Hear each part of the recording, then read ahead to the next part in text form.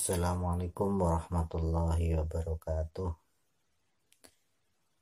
Bismillahirrahmanirrahim.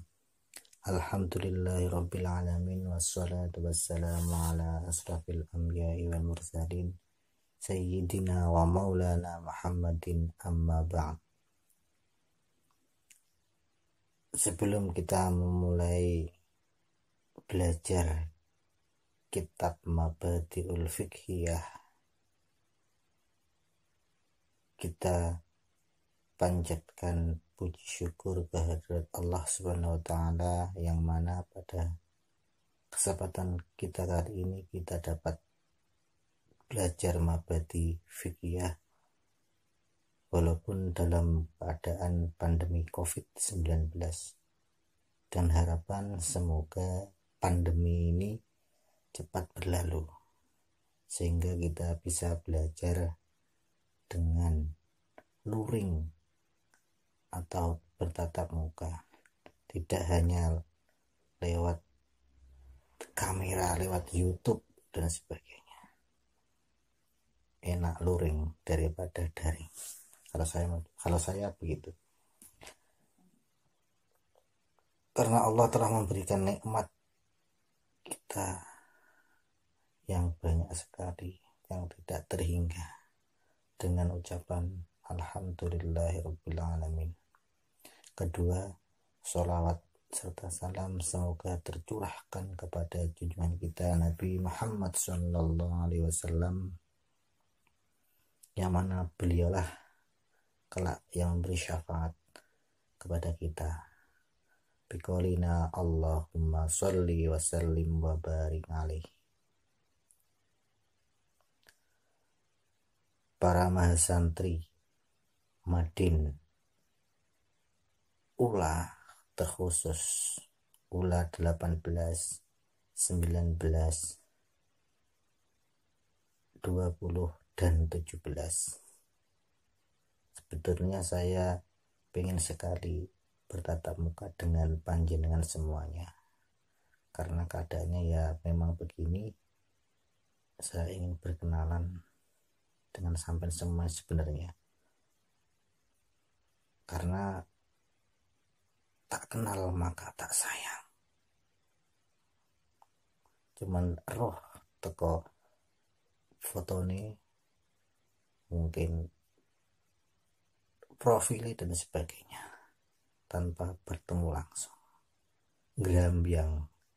Soalnya sekarang itu foto itu tidak sama dengan kenyataannya. Ada istilah kamera jahat, yang mana orangnya hitam terus kemudian difoto menjadi putih. Itu kameranya kamera jahat. Jadi saya ingin memperkenalkan diri saya sebagai teman belajar sampean semua, belajar Mabadi'ul Fiqhiyah. Perkenalkan, nama saya Zainul Mufti. Saya ulangi, Zainul Mufti. Mungkin ada yang bertanya, umurnya berapa? Umurnya pokoknya sudah tua lah, sudah lebih dari 30.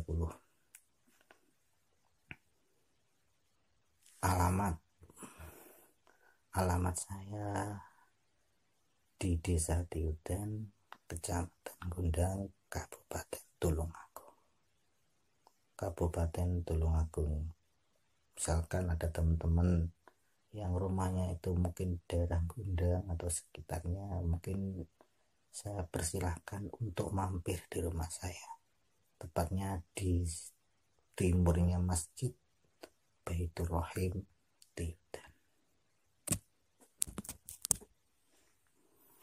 Walaupun pembelajaran mabadi fikih ini dengan sistem daring, kami berharap para mahasantri untuk tetap aktif dalam pembelajaran, aktif nyimak YouTube, aktif maknani dan sebagainya.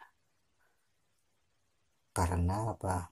Karena keaktifan dari jenengan semua itu menjadi kunci atau syarat kelulusan Madin IAIN Tulungagung. Dan sertifikat kelulusan Madin itu sebagai syarat nantinya sampean ikut komprehensif ujian kompre ketika mau mengajukan skripsi. Tanpa ada sertifikat Madin, jenengan akan ditolak, tidak boleh daftar ujian komprehensif. Itu menjadi syarat. Jadi kami harap walaupun seminggu atau mungkin 1 hari 2 hari tidak menyimak, saya kasih waktu jeda seminggu untuk jenengan absen, yaitu mungkin di komen YouTube atau mungkin di Google Classroom dan sebagainya. Jadi jangan jeda waktu sampean absen, yaitu saya kasih waktu seminggu. Oke. Jadi saya sarankan sekali lagi bahwa jenengan harus benar-benar aktif dalam Madin, karena keaktifan itu sebagai tanda dari sampean atau jenengan istiqomah dalam belajar. Istiqomah dalam belajar. Begitu juga sampean kuliah reguler, keaktifan itu menjadi syarat dosen itu menentukan nilainya. Misalkan walaupun sampean pinter tapi tidak pernah masuk, mungkin 16 pertemuan masuk cuma 3, 4 dan sebagainya, otomatis sampean dapat D, tidak lulus. Kalau sampai tidak lulus nanti ya mengulang lagi, dan sebagainya. Jadi saya harapkan aktif. Karena kebanyakan mahasiswa yang molor itu karena kurang aktif dalam mengikuti mata kuliah. Karena saya juga dulunya juga lulusan IAIN tahun 2011. Walaupun saya itu masuknya itu sudah terlambat. Jadi setelah tamat SMA itu saya berhenti, tidak melanjutkan kuliah selama 6 tahun. Kemudian kuliah masuk 2007, waktu itu masih namanya bukan IAIN, masih STAIN, masih terbatas jurusannya, masih tarbiyah, syariah sama kusuruddin. Benar, saya itu tidak punya cita-cita ingin kuliah, tetapi orang tua saya terutama ibu itu mewajibkan, istilahnya menganjurkan saya kuliah, sampai pernah diultimatum sama orang tua ibu saya, pokoknya kamu harus kuliah,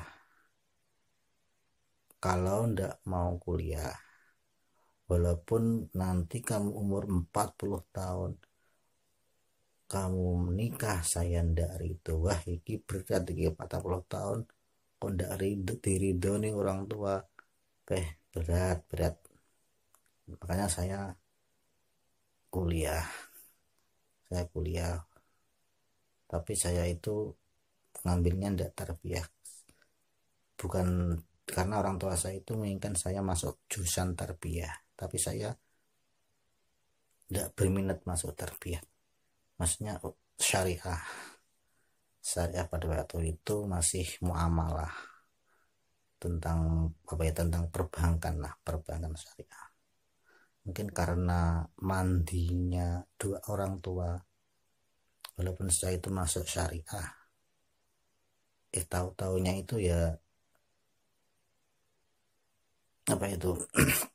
tahu-tahu saya itu ya berkecimpung di dunia pendidikan tarbiyah. Sebenarnya saya itu tidak begitu suka di tarbiyah itu, tapi apa boleh buat, karena mungkin Allah itu memilihkan jalan yang terbaik, mungkin ya semacam itu. dan diiringi doa orang tua, karena doa orang tua itu merupakan doa yang sangat makbul. Dan mengatakan doa orang tua, terutama ibu, itu ibaratnya lebih makbul daripada doanya para wali. Jadi sampean ketika mau belajar, mau berangkat sekolah, mau berangkat kuliah, minta doa kepada orang tua. Jangan cuman minta duit saja. Sampean pamitan cuma minta duit ya, sekalian minta doa. Bu, saya mau berangkat, Pak, saya mau berangkat, doakan saya mendapatkan ilmu yang bermanfaat. Itu yang terpenting.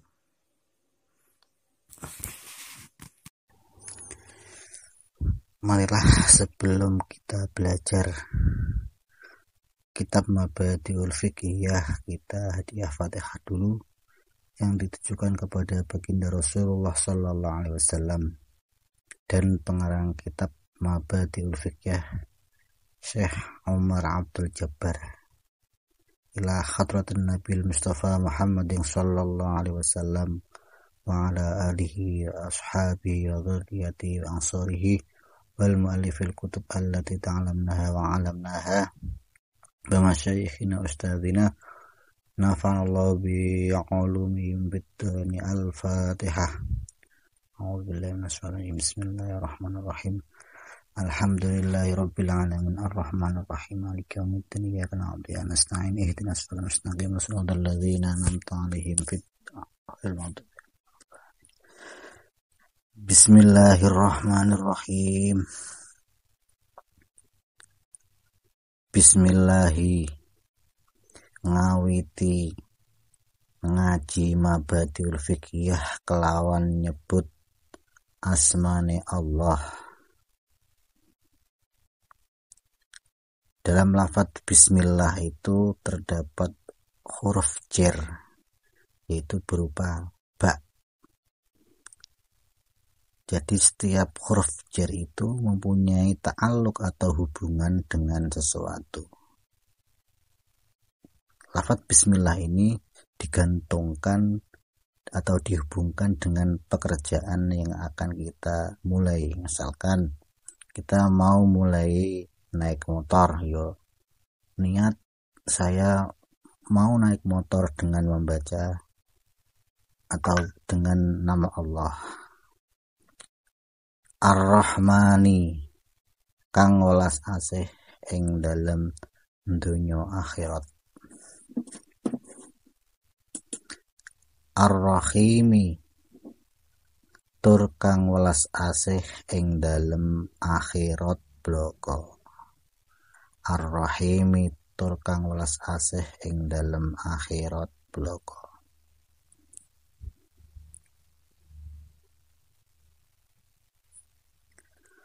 At-Taharatu utawi iki kubab nerangake sesuci. At-Taharatu utawi iki kubab nerangake sesuci.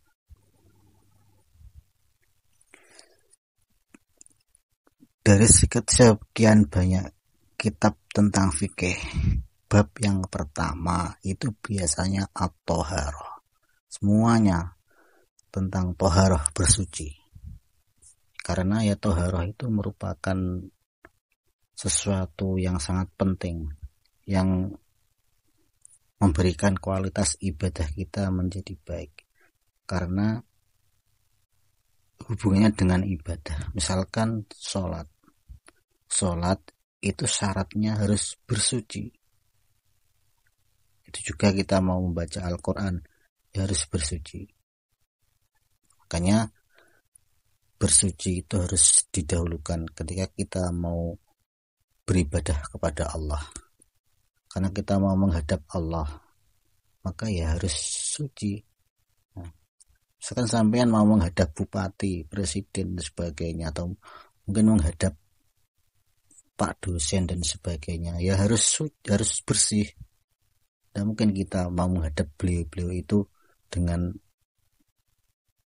badan yang kotor dan sebagainya, mungkin langsung ditolak kita. apalagi kita mau menghadap Allah, harus suci atau kita harus bersuci baik dari secara lahir maupun batin.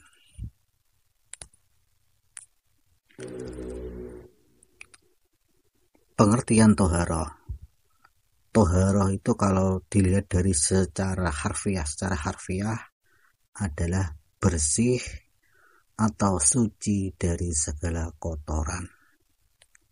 Tapi kalau toharoh itu menurut syariat adalah mengerjakan sesuatu yang menyebabkan seseorang itu diperbolehkan untuk mengerjakan sholat, kayak menghilangkan najis, menghilangkan hadas, dan sebagainya. Ini namanya toharoh, bersuci agar ibadah itu diterima. Al-ma'u utawi banyu, al-ma'u utawi banyu at-tahuru kang suci tur nyucekake. Bab ini menjelaskan tentang air suci dan mensucikan. Air suci dan mensucikan. Huwa yo alma iku kullu ma saben-saben banyu.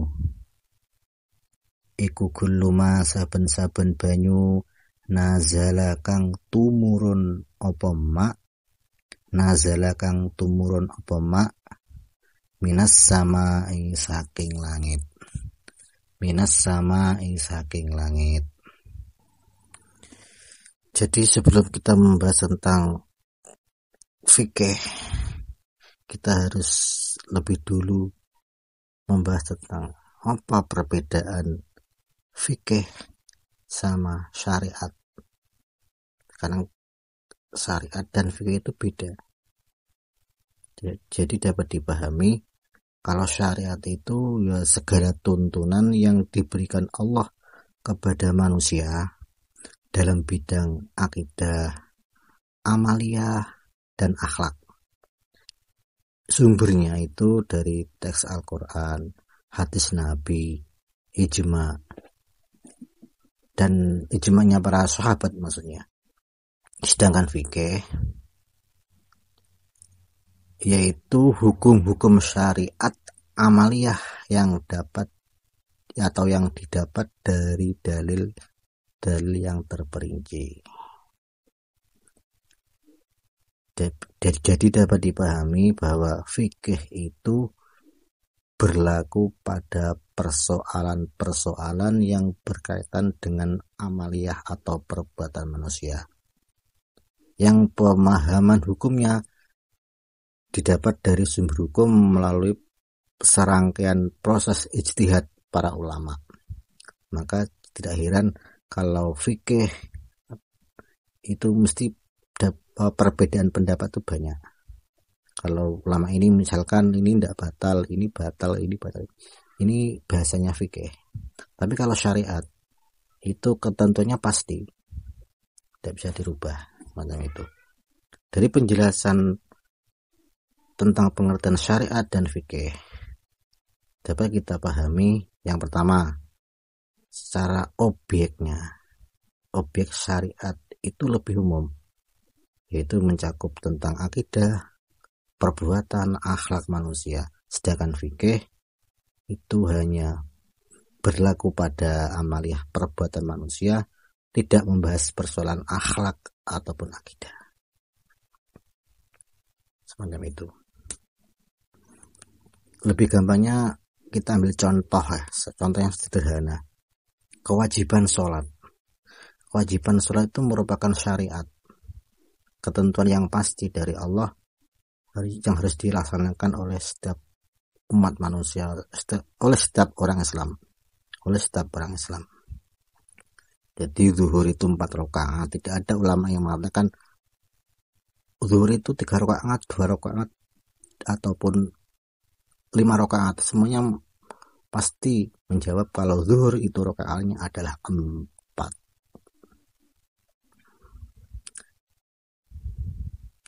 Kalau fikih itu bahasanya ya tentang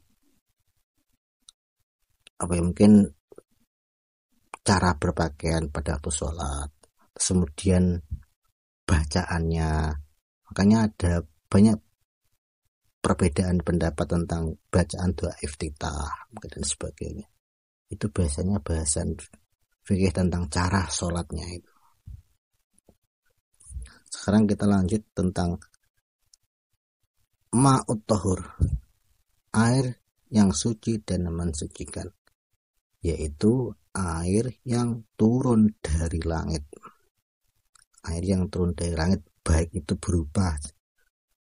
berbentuk cair, kayak seperti punya hujan, ataupun mungkin berbentuk salju ataupun es.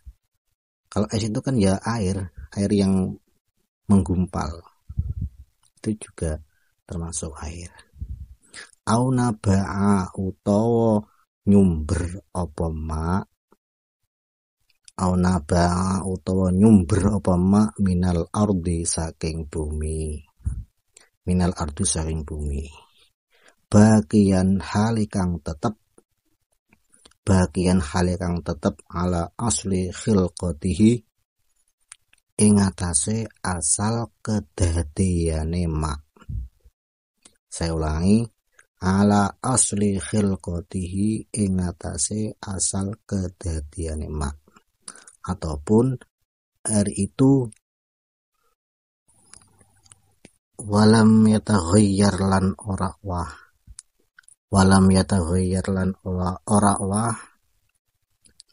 apa ahadu awsafihi salah sijine pira-pira sifate ma, bima kelawan perkara salaba kang bisa ngrusak apa ma, salaba kang bisa ngrusak utawa ndedel apa ma tahuriyatahu ing sifat kesuciane ma, ataupun air itu bersumber dari bumi yang masih tetap bentuk aslinya dan tidak berubah salah satu sifatnya. Kita ketahui bahwa sifatnya air itu kan tidak berasa, tidak berwarna, dan tidak berbau. Rasa, warna, bau tidak ada. Tapi kalau berubah, maka ya tidak bisa mensucikan. Misalkan ada air warnanya bening, tidak ada rasanya, tidak ada warnanya, tidak ada baunya. Kemudian sampean ke toko beli mungkin Marimas, jus, apalagi extra jus, sampean campur ke air tersebut, maka akan berubah salah satu sifatnya, atau mungkin tiga sifatnya berubah. Air tersebut berubah menjadi mungkin manis, mungkin warnanya malah berubah kuning, mungkin sampai campur baunya kayak lemon ataupun kayak jeruk, maka ya boleh diminum suci, tetapi tidak bisa untuk dibuat bersuci. Walam yusta'mal lan ora den gunakake apa ma liraf'i hadasin krana ngilangi hadas, dan air itu tidak digunakan untuk menghilangkan hadas. Misalkan sampean baru wudu ataupun baru mandi wajib, maka air bekas yang digunakan untuk menghilangkan najis itu tidak bisa digunakan lagi untuk bersuci. Atau izalati najasin, atau utawa ngilangi najis. Saya ulangi, au izalati najasin, utawa ngilangi najis. Atau air itu digunakan untuk menghilangkan najis, maka air bekas untuk menghilangkan najis tersebut tidak bisa digunakan lagi untuk bersuci. Sekarang kita akan membedakan apa perbedaan hadas sama najis. Apa perbedaan hadas sama najis?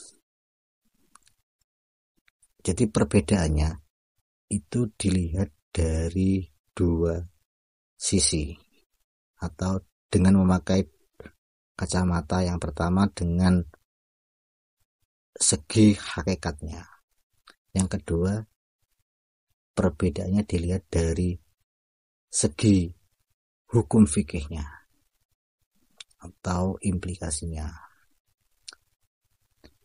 Perbedaan hadas sama najis kalau dilihat dari segi hakikatnya, ya, najis itu perkara yang bisa dilihat, hakikatan bisa dilihat. Contohnya ya air kencing. Air kencing kan bisa dapat atau bisa dilihat. Air kencing kan bisa dilihat, mungkin warnanya putih, kuning, mungkin habis minum obat warnanya merah, hijau dan sebagainya, itu dapat dilihat itu najis.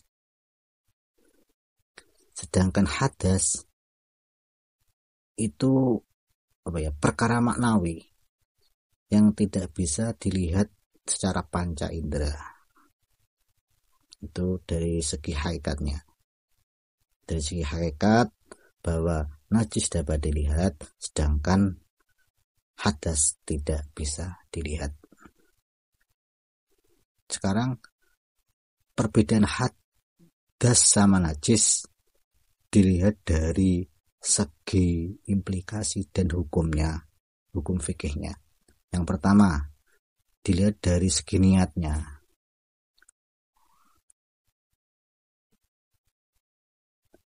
Niat menjadi syarat untuk menghilangkan hadas. Saya ulangi, dilihat pertama dari segi niatnya. Niat itu menjadi syarat menghilangkan hadas, sedangkan najis itu tidak butuh niat. Contohnya menghilangkan hadas kecil, yaitu dengan cara berwudu. Kita harus niat wudu, nawaitul wudu alirafil hadas dan sebagainya. Kalau kita menghilangkan najis, maka tidak perlu niat. Yang penting kita basuh air, hilang, terus beres. Tapi kalau hadas harus niat. Kalau tidak niat ya tidak sah. Karena rukunnya wudu yang pertama adalah niat. Yang kedua dilihat dari airnya. Dalam menghilangkan hadas, air itu menjadi syarat hadas. Syaratnya harus pakai air. Wudu, mandi itu air. Kecuali kalau tidak ada baru bisa tayamum. Sedangkan najis itu tidak harus dengan air. Contohnya istinja.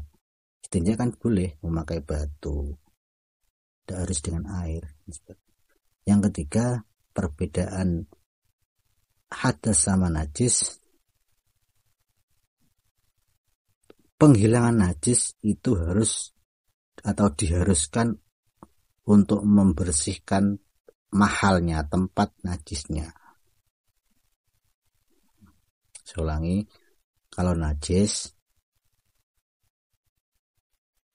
diharuskan untuk membersihkan tempat yang terkena najis. Contohnya, misalkan di tangan itu ada najis, ya harus dihilangkan pada tempatnya najis. Sedangkan hadas itu ya kalau mandi mungkin hadas besar, ya kita caranya ya harus membasuh seluruh anggota badan. Kalau hadas kecil dengan membasuh anggota wudu. Jadi misalkan kita berhadas kecil dikarenakan mungkin kentut dan sebagainya. Yang dibasuh bukan bokongnya, tetapi ya anggota-anggota wudhunya yang dibasuh. Ya wajah, tangan, kaki dan sebagainya. Yang keempat, menghilangkan hadas itu tidak perlu membeda-bedakan dan tertib. Saya ulangi, cara penghilangan hadas itu tidak perlu membeda-bedakan dan tertib. Misalnya semacam ini, suatu ketika kita itu ngentut, terus kemudian buang air kecil, terus kemudian buang air besar, maka kita tidak perlu menghilangkan hadas tersebut satu persatu. Aku wudhu ini untuk kentut, saya wudhu lagi untuk buang air kecil, saya wudhu lagi untuk buang air besar. Cukup sekali saja hadas sebab kentut, buang air kecil, buang air besar itu sudah hilang. Itu kalau hadas. Kemudian kalau najis itu beda lagi. Misalkan kalau najis itu harus tertib, harus berurutan, atau harus semuanya harus dibasuh. Misalkan di kedua kaki ada najis, di paha ada najis, di tangan ada najis, maka tidak perlu satu tempat najis saja yang dibasuh, tetapi semua tubuh kita yang terkena najis harus dibasuh dengan air. Hadas tadi kan tidak cukup sekali, tapi kalau najis, ya tempat-tempat yang terkena najis itu harus dibasuh semuanya. Yang kelima, berkaitan dengan pengganti menghilangkan hadas dan najis. Jika hadas, maka menghilangkannya bisa diganti dengan tayamum. Misalkan kalau tidak ada air, maka penggantinya bisa tayamum. Sedangkan najis tidak bisa diganti dengan tayamum. Itu mungkin perbedaan. Liqaulihi ta'ala, liqaulihi krana dawe Allah ta'ala halimuhulur sapa Allah. Dawe pripun? Wa anzalna minas samaa'i ma'an tuhura. Wa anzalna lan nurunake sapa ingsun minas samaa'i saking langit, minas samaa'i saking langit, ma'an ing banyu tahurun kang suci, wa qaulihi lan dawe Kanjeng Nabi Muhammad sallallahu alaihi wasallam, an ma'il bahri saking banyu segara, an ma'il bahri saking banyu segara. Huwa utawi ma'il bahr iku at-tahuru kang suci, apa ma'uhu banyune ma'il bahr. Al-hillu kang halal apa maitatuhu batange ma'il bahr. Allah telah berfirman, wa anzalna minas samaa'i ma'an tahura. Dan saya Allah telah menurunkan dari langit air yang suci. Kemudian Rasulullah juga bersabda an ma'il bahri, tentang air laut, yaitu suci, yang mana air laut tersebut suci airnya dan halal semua bangkainya. Mungkin sekian apa yang dapat kami sampaikan. Kita akhiri pembelajaran mabadi fikih dengan bacaan Alhamdulillahirabbil alamin. Semoga apa yang kita pelajari benar-benar mendapatkan manfaat barokah dan ridho dari Allah Subhanahu wa Ta'ala. Mungkin dari kami ada kurang lebihnya, saya minta maaf. Akhirul kalam, wassalamualaikum warahmatullahi wabarakatuh.